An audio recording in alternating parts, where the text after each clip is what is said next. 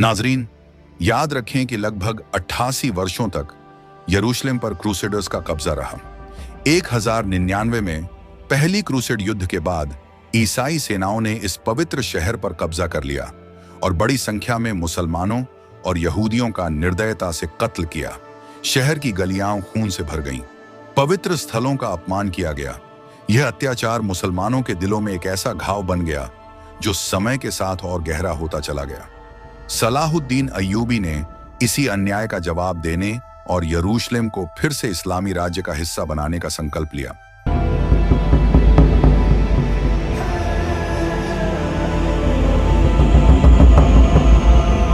फतह ए बैत उल मुकद्दस की कहानी दरअसल 1187 में हुई हत्तीन की जंग से शुरू होती है।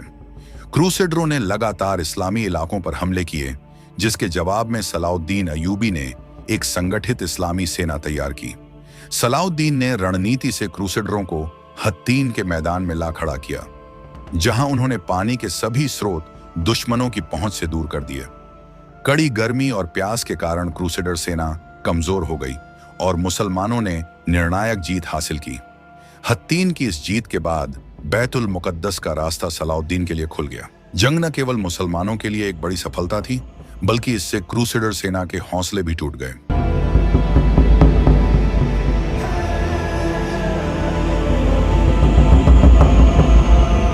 दर्शकों, सलाहुद्दीन अय्यूबी ने बैतुल मुकद्दस को फतह करने के लिए बहुत ही सावधानी से रणनीति बनाई। 20 सितंबर 1187 को उन्होंने बैतुल मुकद्दस का घेराव किया। शहर की मजबूत दीवारें और क्रूसेडरों की सेना सलाहुद्दीन के लिए एक बड़ा चैलेंज थी। सलाहुद्दीन ने घेराव के दौरान किसी भी अनावश्यक रक्तपात से बचने की पूरी कोशिश की और कई बार ईसाई शासकों को आत्मसमर्पण करने का निमंत्रण दिया। मुस्लिम सेना लगातार हमले करती रही और आखिरकार 2 अक्टूबर 1187 को क्रूसेडरों ने हथियार डाल दिए। यह घेराव लगभग 2 हफ्ते तक चला, लेकिन इस दौरान सलाहुद्दीन ने युद्ध के सिद्धांतों की एक बेहतरीन मिसाल पेश की।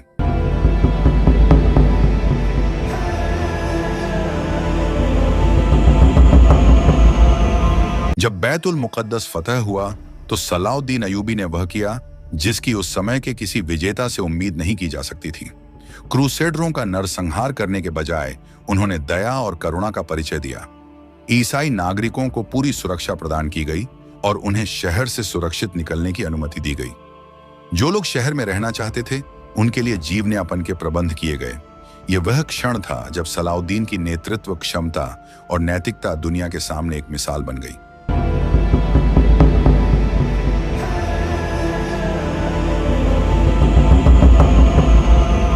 बैतुल मुकद्दस की फतह के बाद सलाहुद्दीन अय्यूबी ने पवित्र स्थानों की पुनर्स्थापना पर विशेष ध्यान दिया।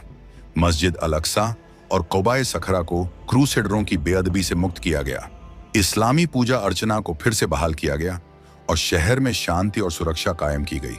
मुसलमानों को उनके पवित्र स्थानों की यात्रा की अनुमति दी गई और ईसाई तीर्थयात्रियों के लिए भी रास्ते खुले रखे गए।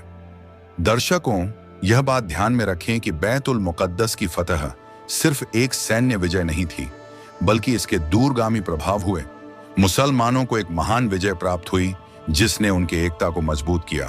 क्रूसेडरों को एक स्पष्ट संदेश मिला कि मुसलमानों को कमजोर समझने की गलती फिर से न करें। सलाहुद्दीन अय्यूबी की दया और न्याय ने ईसाई दुनिया को भी हैरान कर दिया और उन्हें एक महान इंसान के रूप में याद किया जाने लगा।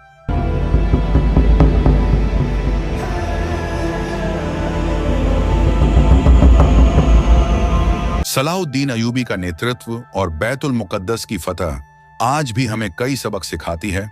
एकता और रणनीति से बड़ी ताकत को हराया जा सकता है। विजय के बाद दया और न्याय का प्रदर्शन ही एक महान नेता की पहचान है। पवित्र स्थलों की सुरक्षा और सम्मान हर धर्म के लोगों का अधिकार है। सलाहुद्दीन अय्यूबी के नेतृत्व में बैतुल मुकद्दस की फतह मानव इतिहास की एक ऐसी घटना है जिसे हमेशा याद रखा जाएगा।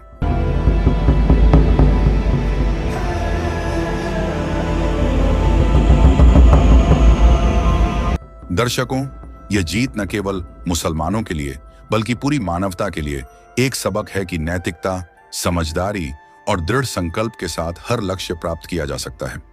दर्शकों, सलाउद्दीन अयूबी के व्यक्तित्व और बैतुल मुकद्दस की इस कहानी ने आपको क्या सिखाया?